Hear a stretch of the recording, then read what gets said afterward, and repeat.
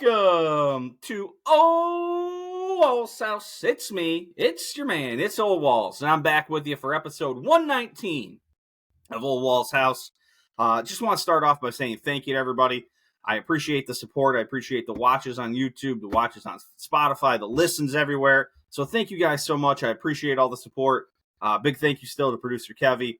Wouldn't be here without him, so thank you very much. Just want to do the normal housekeeping things. If you guys could, if you could please rate, review, comment, subscribe, share the show. Let people know Ole Walls House is the place to be. Got a fun show coming. We're talking the Masters, obviously. Tman's going to stop in for just a little bit here with us. We're going to talk, obviously, all of the Masters stuff. We got a little hockey talk, a little baseball, UFC 300, my passing thoughts. So fun show coming up. Before we get there, if you're looking for 20% off Liquid IV, your boy Ole Walls has got the hookup. The promo code is OWH. You add OWH at checkout at liquidiv.com or in the show notes below, and you will get 20% off your order. Liquid IV, I use it almost every day. I love the convenience. I like the little packet. Drop that in 16 ounces of water. Double the hydration of water alone. 3 times the electrolytes of your leading sports drink.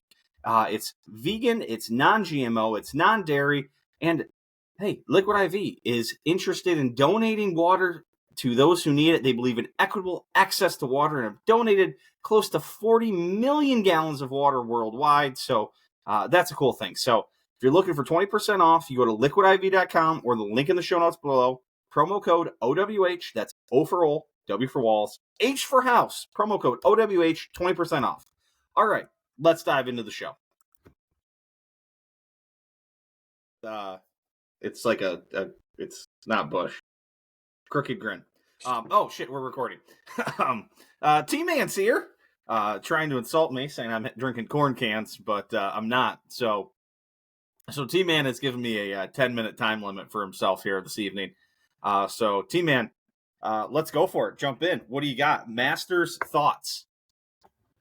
Well, we have a big game tomorrow night. The the Capitals need to lose and the Red Wings need to lose. But other than that, yeah, Masters was. I mean, Scotty just seems to be so fucking good. So I just heard this stat. Since October of 2022, when Scotty plays a golf tournament, he's finished outside the top 25 one time. Yeah, I was thinking about this too. Like, it seemed like Rory kind of went through this phase, right? Like, they were so good, and like obviously Spieth was reeling off things for a while.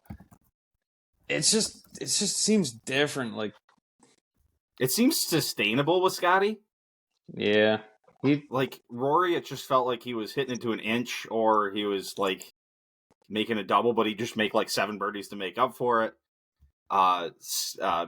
Spieth like was just making every putt he looked at from like 20 feet, like for 3 years. Like, obviously you can't just do that forever. But there is like a thing with golfers, like they win a ton of majors, like in bunches. Like Arnold Palmer won 7 majors in 8 years.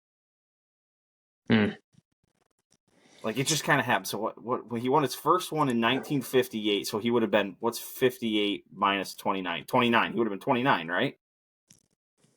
Am I doing the math right? 58 and 29, I think so. Yeah. And so he won his first one at 29 and won his last one at 34 and like never won again. Like, it's weird like that. But yeah, it does feel like Scotty's is a little different. I mean, Rory's been, 10 years now? Yeah, since 2014. Yeah. And he went back-to-back in that year, right? If I'm remembering right, he won the British and then the PGA. Right. And like, runaway, too. Yeah, except the PGA was close. The British was a runaway. The PGA was his only close one, but all the other ones were runaways. Yeah, it does. It feels different. Like, it doesn't feel like Scotty takes, like... It doesn't feel like he's ever doing anything, like, miraculous. It just feels like he's hitting, like, good shot after good shot. And, like, he'll miss, like, a 4-footer every once in a while, but then, like, he makes, like, the huge eagle putt he needed to on Saturday. And it was a little bit of, like, the Tiger effect. Like, I know this is blasphemous, but like a little bit of like the Tiger effect is like they got to the back nine, like everybody Yeah, around it him was like just started that's it. they just started making mistakes around him. Like the same thing that like happened to Tiger in 2019. Like what, four of the like six people in the lead hit it in the water on 12 with Tiger. Like Max makes double, Ludwig makes double, Morikawa makes like two doubles and three holes, and then like all of a sudden it goes from like an awesome golf tournament to just kind of getting out of hand. And then he just hits it to the middle of the green on 12, knocks it on 13, two putts, tosses another one in, and then all of a sudden he wins by 4. It's like, what the fuck just happened? Yeah, he was just like, I don't know, just in control the entire time, which is, I don't know. You don't typically see that, right? I feel like in these types of tournaments where it's like, I don't know, just at least me watching today, it was like, okay, at no point is he gonna falter, and yeah, he just, yeah, Like, yeah, fucking that's played. He was just out there playing golf. It seemed like watching. It's like, oh, he's just out there hitting shots, and we're watching on TV. It's like, oh, it's like crazy shit, and he's just like out there, like, yeah, just kind of just out playing. I'll He's ramble good. on about some other shit about the tournament because I know you didn't watch a ton of Saturday. But you and I have been having a pretty fun exchange about like every shot that like the pros hit that were like, oh my god, we could never do that, and talking about like what we would shoot in these conditions. So like, what do you think? Like, legitimately, is a good over under for like a player of like our level? 4 to 10 handicaps. I don't. So it's funny. Obviously, I texted you. I was talking with Tman today, and he said he wouldn't break 150. I don't think there's a question that he could break 150. And I'm like, yeah, that's pretty accurate. And then one of our other buddies was over, and I was like, what do you think you would shoot? And he goes, he's like, I don't know if I'd break 120.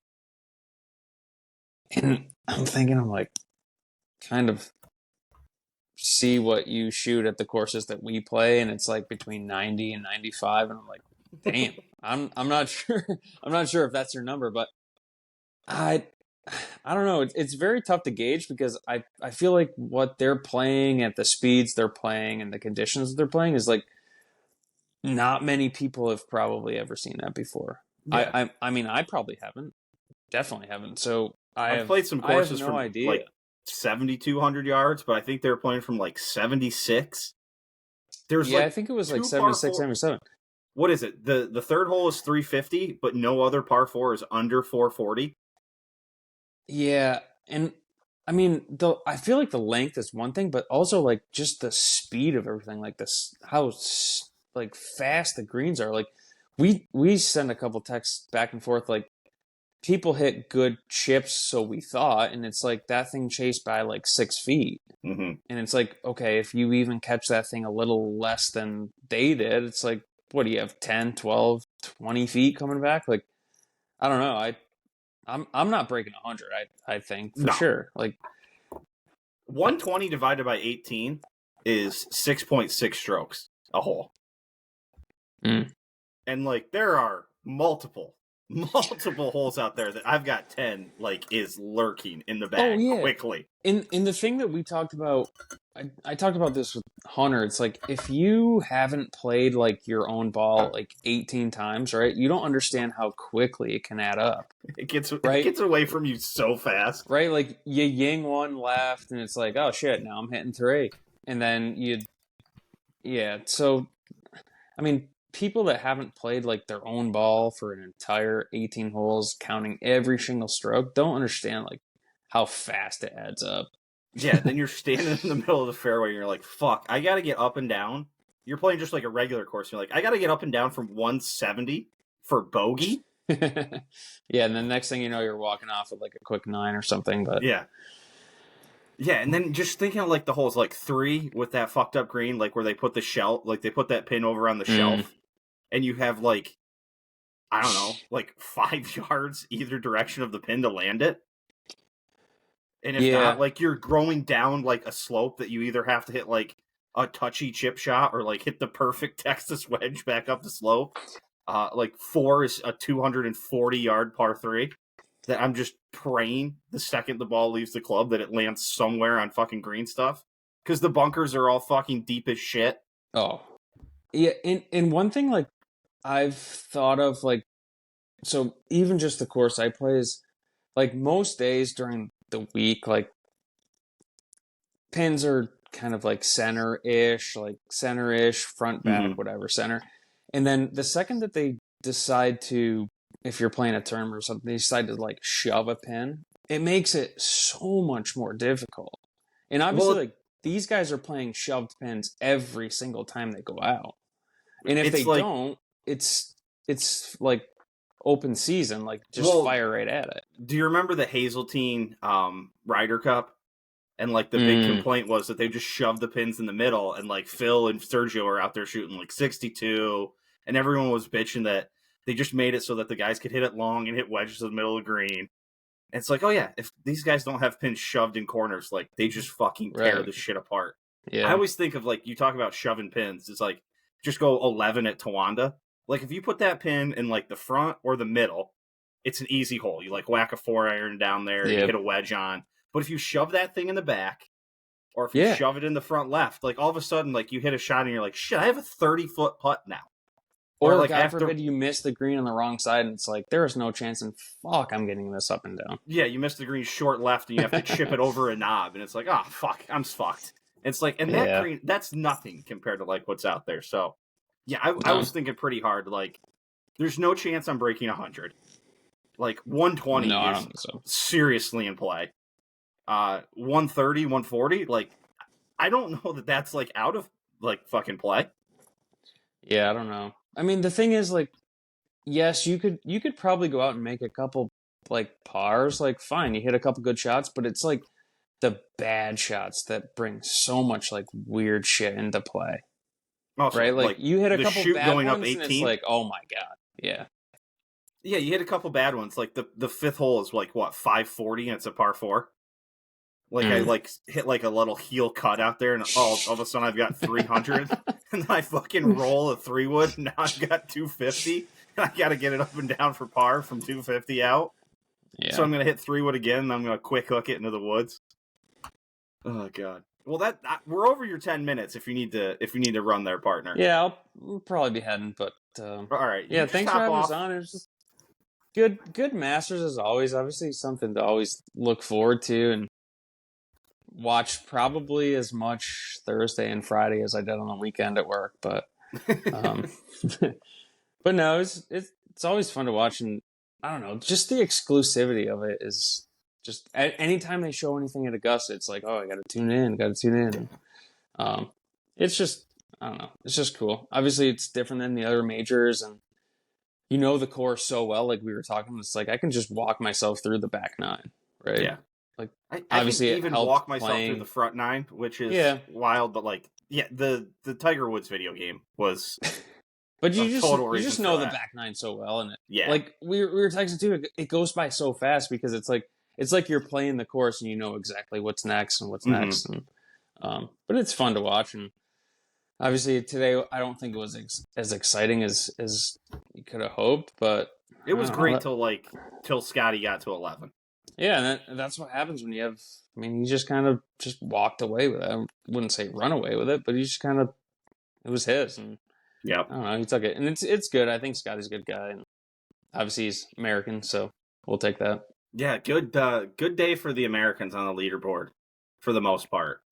Scheffler, Fleetwood skipped up in there, but Scheffler, Homa, Morikawa, Schauffele, DeChambeau, Zalatoris, all in the top 10. So. Good showing. Well, all right, buddy. Go Flyers on Tuesday. We need a miracle. You've been keeping up the hope. I've seen the writing on the wall, but we'll be doing a live show Tuesday night when we make the playoffs. If we make the playoffs, the live show Tuesday night is on. Oh, all right. See you Tuesday. I'm gonna keep rolling, so just hop off, and I'll just keep this thing going once you go. Later. See you, man. All right. Oh gosh, what else do I got here? T-Man and I covered uh the us playing it. That was a fun topic of discussion. There was also a question that was posed to me by a friend of the pod, Slano, who was sorry, I'm removing T-Man here. Who posted what one hole, if you had one crack at it, would you play if you had to make a par? And I was like, well, shit. Like we talked about, like the distance, like all the par fours are like 440 plus. So I was like, well, you got to eliminate that. You got three, it's 340. The green's fucked up, but like, hey, maybe I can hit a drive to like 280 if I really get on one, 290, and I can hit like a wedge to like 25, 30 feet and like try and two putt one in there. Six is only like 190. Like, could I get one shot? It's downhill, so it's 190, 180, playing 175. 16 kind of similar, like one shot. 12, you run with it, but like then there's the Max Homa. Like Max Homa hit one like 3 yards long, maybe 2 yards long, and then he's completely fucked. Not to mention if he hit one short. So yeah, just running in through some other stuff here. Scotty Scheffler, he starts the day at 7 under. At one point, falls back to 6 under after the 7th hole. He'd gotten up to 8 under through 3, then dropped one on 4, dropped one on 7. Then he birdies 8, good birdie there, par 5. Hits one to it like an inch on 9, then it stuffs one again on 10. So it just goes bang, bang, bang, birdie, birdie, birdie. Just really impressive. And like that's where the wheels fell off. But Ludwig was climbing all through the front 9, a little 3 under on the front 9. He had a good look on 10 himself, then dumps it in the water on 11.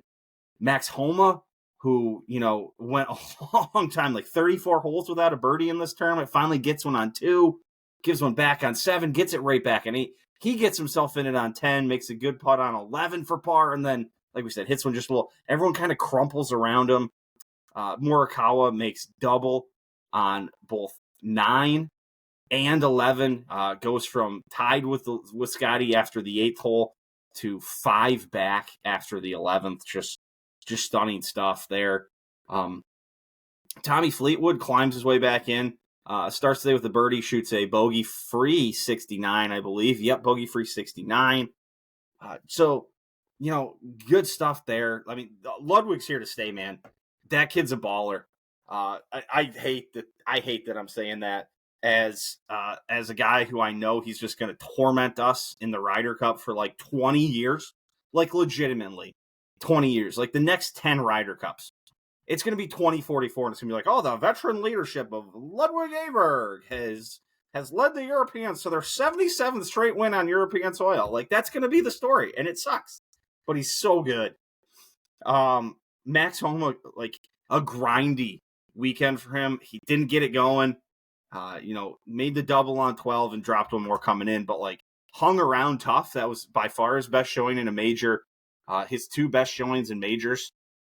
Back to back with the British last year, so might be some good things ahead for him. Just trying to look what else. This is like the 4th Masters in a row where the leader has had a 2-shot lead going up 18. So would love to see one of these get really close. Saturday. Let's talk Saturday. Saturday was sick. Saturday was so awesome. Oh man, was that the wind was blowing. The course was crispy. Oh, it ruled. Like Max Homa shot 73 with 1 bogey. Like that was an incredible round. Scotty, I think, shot 1 under. He made a double. Did he make double on 11 or 12? But then comes back and eagles 13 and like changed the whole tone. Nikolai Højgaard, where did he finish? Nikolai Højgaard ended up finishing at 2 over. He started the day at 2 under, and at one point on Saturday, was he at 6 or 7 under? 7 under, I think. After 10, and then just completely ejected, made 5 bogeys. Morikawa on Saturday shot 69, was one of only 2 rounds in the 60s with him and Chris Kirk. Just wild stuff. Saturday Saturday might have been my most fun golf viewing I've had in I don't know how long. Definitely this year. Today was great. Today up until 12 was fantastic.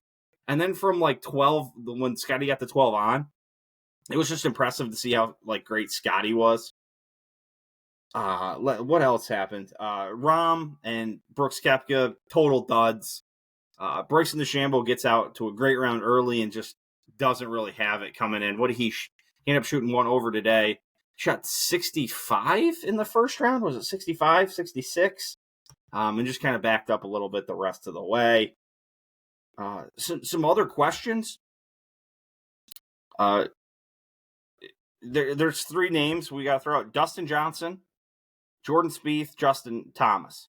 Are those guys all just done? I mean, DJ's what, 39, 40? Justin Thomas and Jordan Spieth, younger obviously, but like just going through some stuff. Yeah, DJ's 39. DJ hasn't really done shit, I don't think, since he went to live. What did he go to live? He went to live in 2022. He was one of the first guys. Let's see. So in 2022, he goes T12 at the Masters, cut at the PGA, T24 at the US Open, T6 at the Open Championship. 2023, T48, T55, T10 at the US Open, cut at the Open Championship, cut at the Masters. Like, is he done? Jordan Spieth and Justin Thomas just can't seem to find it. Justin Thomas on Friday, I forget exactly what it is. Give me a second. I'll look it up here. But he moved the cut line himself on Friday afternoon because of his last four holes. So his last four holes, he doubles 15 after he lays up in the water. He doubles 16, bogey 17, and then needing a par on 18 to make the cut, which at the time I believe he thinks is going to be, I don't know, 5 or 6.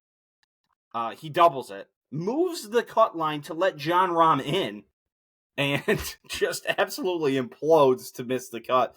Moves the cut line a whole stroke. So he's out. Another guy questions about what the fuck happened to Vic Hovland. Like, the guy was a killer last year, was a murderer in the Ryder Cup, and then just totally disappears. I mean, does Rory ever win another major? Like, that's a question. It's wild. One other thing, Jon Rahm. I know this. I'm biased. I don't like Live. I think it's bad for. I think it's hurt the viewing experience of the public. I think their setup is stupid. I think shotgun is maybe the dumbest way to have a golf tournament run. Like, just, again, imagine this, that like somewhere somebody was going to finish on like 17 or, 16 is cool. So it's not like it finished, but like they're going to finish on 16, like Max Homa and somebody are going to finish on like 14. It's like, that's so stupid. Like, golf courses are built to be played through. But Jon Rahm, like, there was a comment where he's like, I think I saw this, maybe I read it, that he's like, oh yeah, I thought I would move the needle and like help this deal get done. And it felt like, in seeing like just a couple of his comments, like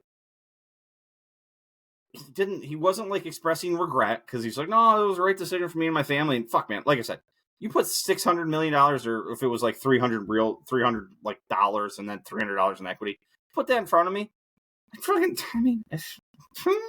Like, you triple my salary, I'm gonna fucking do a lot of things for it. But like it did, there was like an element of, I don't know, sadness or regret or disappointment to him. So that was interesting. But the thing is, Scotty Scheffler, unbelievable. 4th youngest guy to win 2 Masters. Only him and Tiger Woods have won at TPC Sawgrass and Augusta National in the same year. In the same year twice. So that, or maybe they've only done it twice. Only those two have won the Players twice at Sawgrass, and then the Masters twice. Something along those lines. But just an incredible thing. I mean, if you look at Scotty Scheffler's, you go start in 2020. Just eliminate 2020, because I feel like that's kind of a weird year. So you go 2021, the first year he played all 4 majors. T18 in the Masters, T8 in the PGA, T7 in the US Open, T8 in the Open Championship. 2022, he wins the Masters, actually misses the cut at the PGA. T2 at the US Open, T21 at the Open Championship 2023, T10 at the Masters, T2 at the PGA, third at the U.S. Open, T23 at the Open, and first this year. So just a wild run he's on. It's amazing to see how far we'll go. Who knows? Incredible. Fun weekend of the Masters. Saturday was awesome. The first 12 holes today were awesome. Yeah, I enjoyed it. Let's keep rolling. Hey, Cleveland Guardians baseball season.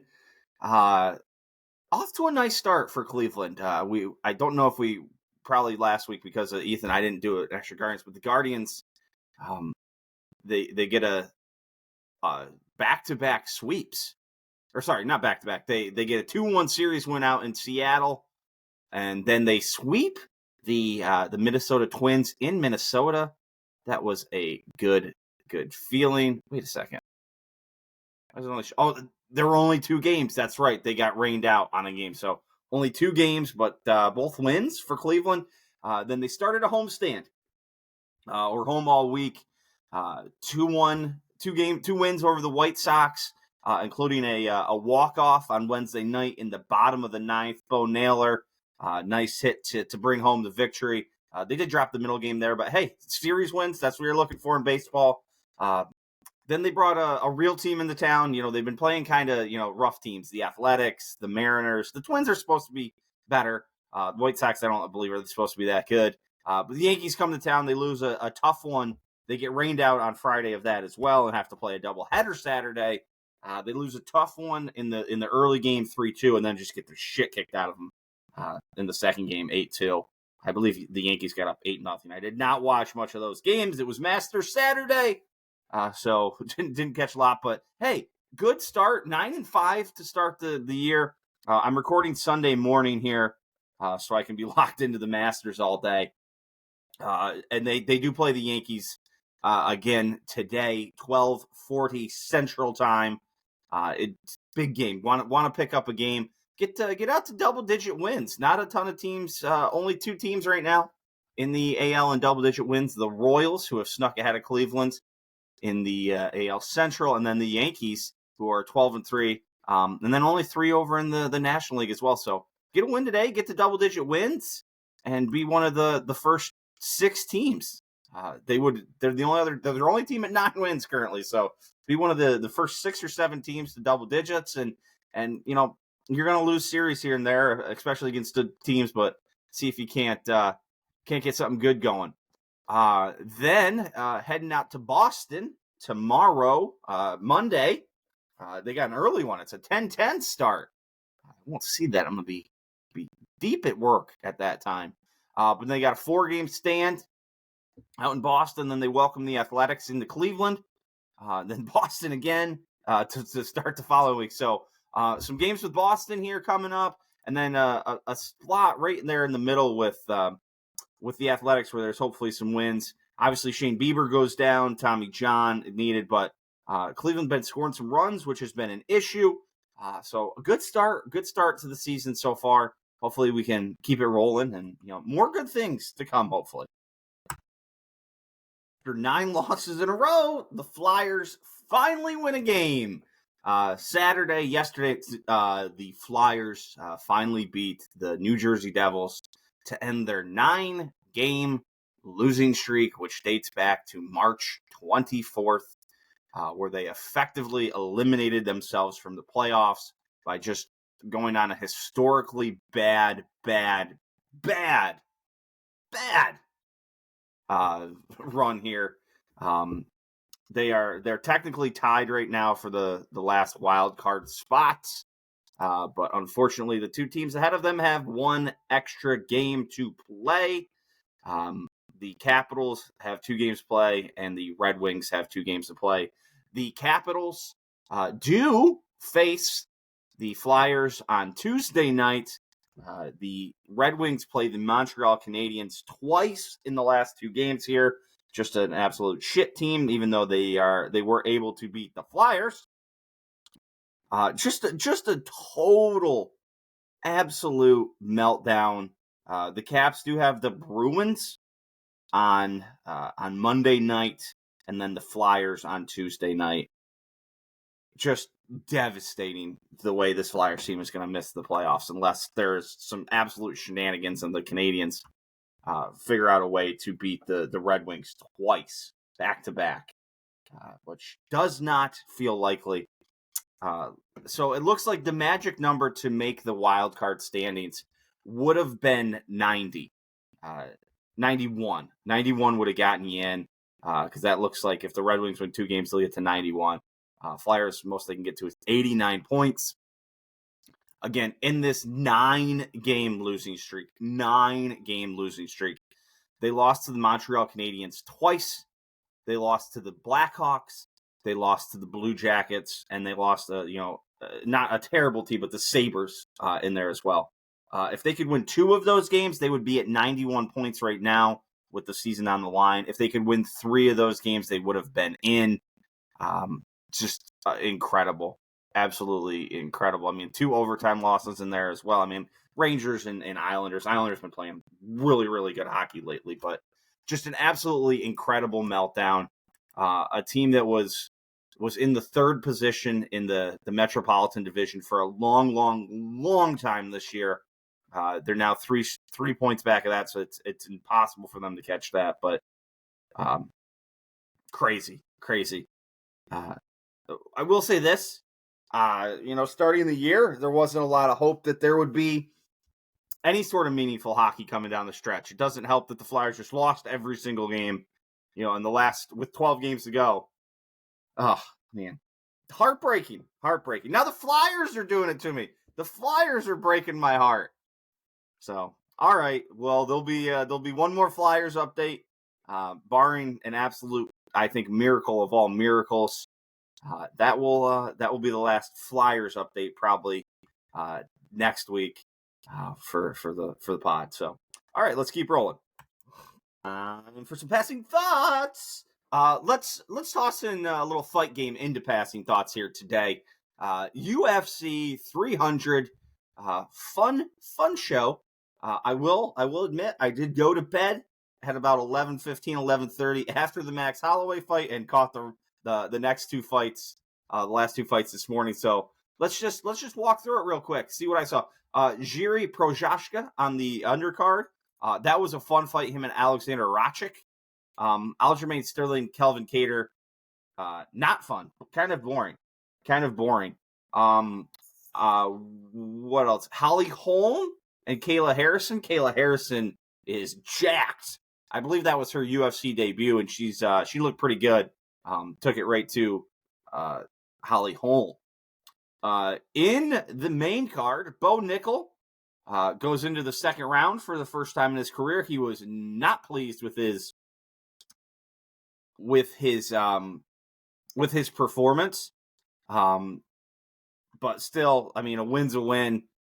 He's working his way up. He's 6 fights into this thing. He was a wrestler, so very, very, he wasn't pleased, but it was still a pretty dominant win. I know that the Cody Brundage tested him a little bit, but it didn't seem like there was a lot of worry in watching that fight. Next fight, Charles Oliveira and Arman Sarukian.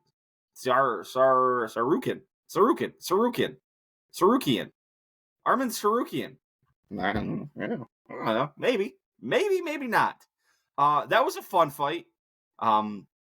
Oliveira had a couple of good submission attempts, but Arman was kind of dominating the other parts of it. Very fun, very entertaining fight. It was just good, man.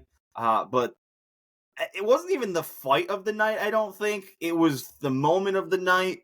It was a pretty good fight, despite Max Holloway kind of dominating it. He got out early, broke Gaethje's nose with a spin kick in the first round. Gaethje could never quite get to Max Holloway. That seemed that Holloway was really, really striking very, very well. It was just a super impressive performance by Holloway. Gaethje tried to put it on him a little bit, but man, the end of that fight with Max Holloway's up maybe all 5 rounds at that point. I believe the final cards read that it was probably going to be a 49-46 decision. But, I mean, he's winning the fight.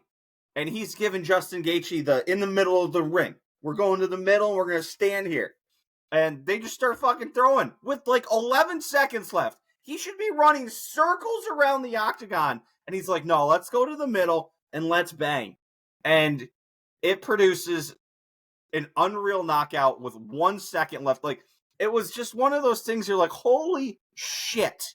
I'm glad like he was doing the in the middle like gesture, because it kept me watch. Like, sometimes, you get to the point of that fight and you're like, oh, I'll grab my phone, I'll see what everybody else is saying about it.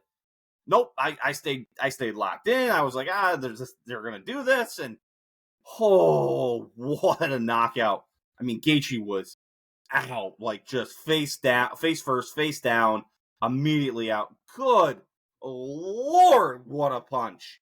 What a punch. What a moment. What a fight. Co-main, Weili Zhang and Zhang Jian, I believe is how you say those. Don't quote me. That was a fun fight. In that first round, Weili Zhang had that Yan Jian. Maybe it's Yan Jian now. We're going to call her Weili Zhang and then Yan for the other one. She had the hooks in, and that chick was out at the end of the first round. Like, she was out when that bell rang.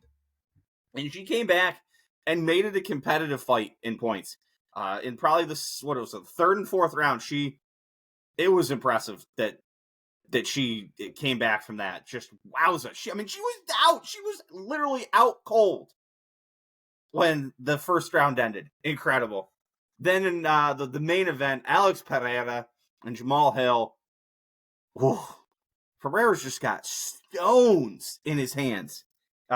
Gets a little nut check. Pushes Herb Dean out of the way and says, nah, we're fucking ending homeboy right now. And he did. Just like an uppercut right on the nose. You saw Hill's eyes were rolling back in his head as he was going down. Then he jumps on and finishes him.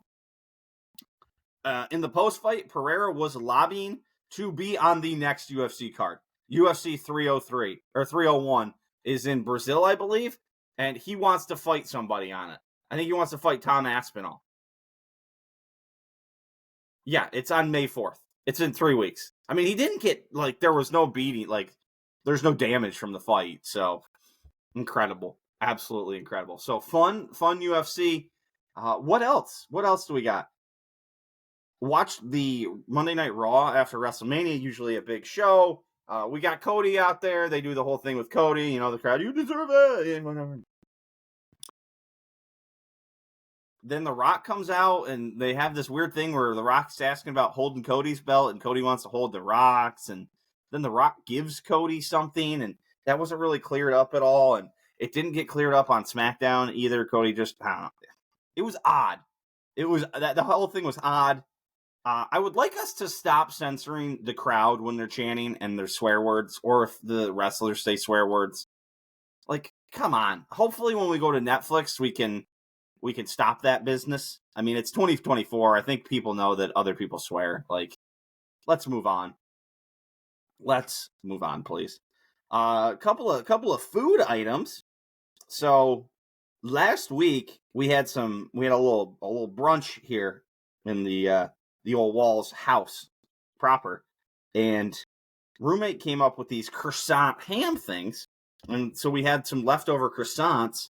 And we decided to mix it up, and instead of doing like a ham and cheese, we went with a ham with a bacon and egg mixture with a little butter like mixture poured over top. Hopefully you guys can see that. I mean, those things were absolutely delectable.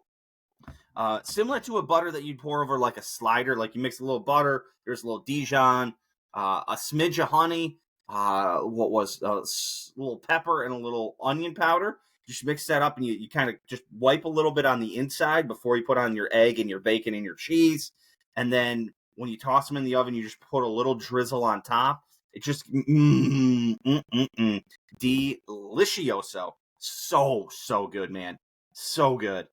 It's Masters weekend, so we did egg salad and pimento cheese. Roommate whipped up her pimento cheese mixture. I made a little egg salad.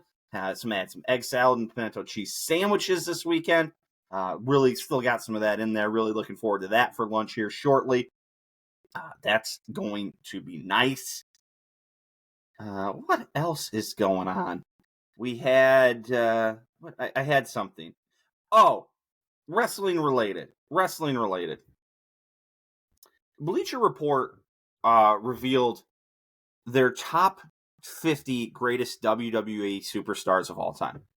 And they said criteria used to determine this list: historical significance, championships, popularity, needle mover, time active, pay-per-view appearances, skills, which is considered in-ring, mic, and charisma.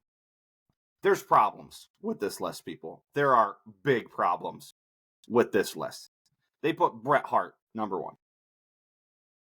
I know, so I'm very biased because of my age. I think we all are. The era you come up watching something in is the one you go to. So I came up watching late Attitude Era, back in the middle of the Ruthless Aggression, back in the Daniel Bryan stuff. I kind of come in and out. So Bret Hart was before my time. I've went back and watched Bret Hart stuff. I've listened to Bret Hart talk. I've seen Bret Hart promos. I've seen enough. I don't get the love of Bret Hart, man. Bret Hart at number one on this list is blasphemy. I'll read you the list. Bret Hart, Stone Cold Steve Austin. I have no problem with Stone Cold 2 if you're putting one other guy ahead of him. We're going to get there. Macho Man Randy Savage is number 3. Undertaker is 4. Cena 5. Bruno Sammartino 6. Sammartino's a tough one because how do you not acknowledge him? He was the champ for forever, but what he was doing is so far from the iteration of pro wrestling that we're at now. It's very different, but you got to honor the guy somehow. So I get it. You got to get him in there. He probably needs to rank high, but it's a tough one. 7, The Rock. 8, Shawn Michaels. 9, Roddy Piper. And 10, Hulk Hogan. We can think what we want about Hulk Hogan as a person. I think he's generally full of shit. He said some pretty, bad things about a number of different types of people and groups of people in the world. But if we're going to make this list and your personal life isn't one of the criteria, championships, he's one of the longest reigning WWE champs ever. Popularity, really? Hulkamania. Needle mover, Hulkamania. Time active, forever. Pay-per-view appearances, skills, mic, charisma. I know you're in ring. He's not the technician Bret Hart is, but are we kidding here? Are you fucking kidding? The list should go Hulk Hogan, Stone Cold Steve Austin, and then there's then you can do it. Bret Hart doesn't make my top 10. The Rock's above Bret Hart. Taker's above Hart. Macho Man is. Cena, Shawn Michaels, Bruno Sammartino. I think they were so fucking bad to Triple H. Triple H was 21st. Triple H was below CM Punk, Randy Orton, Eddie Guerrero, Brock Lesnar, Foley, Jericho, Reigns, Mysterio, Angle. I like a lot of those guys, but Triple H was the guy who played opposite of Stone Cold and The Rock. Stone Cold and The Rock needed the bad guy, and Triple H was it. Triple H is top 15. Triple H should be above Mick Foley. He should be above CM Punk. He should be above Randy Orton. He should be above Eddie Guerrero. I think he's above Brock. You could make an argument for Chris Jericho to be above him. He should be above Kurt Angle. Kurt Angle wasn't around WWE nearly long enough. If we're using the criteria they lay out, championships, popularity, needle mover, time active, pay-per-view appearance. Kane is 31st behind Trish Stratus and Chyna and Charlotte Flair. Seth Rollins, Edge at 25. Who else did I think? Yeah. I think my big one is Kane behind Razor. I mean, Kane was a G. Batista behind Ultimate Warrior. Okay. Batista's down at 36. But yeah, the big one is Bret Hart. I don't know if Bret Hart makes my top 10. I'm biased. I know I'm biased, but I don't know if he makes my top 10. Look it up. Let me know what you think. Big Show was 50.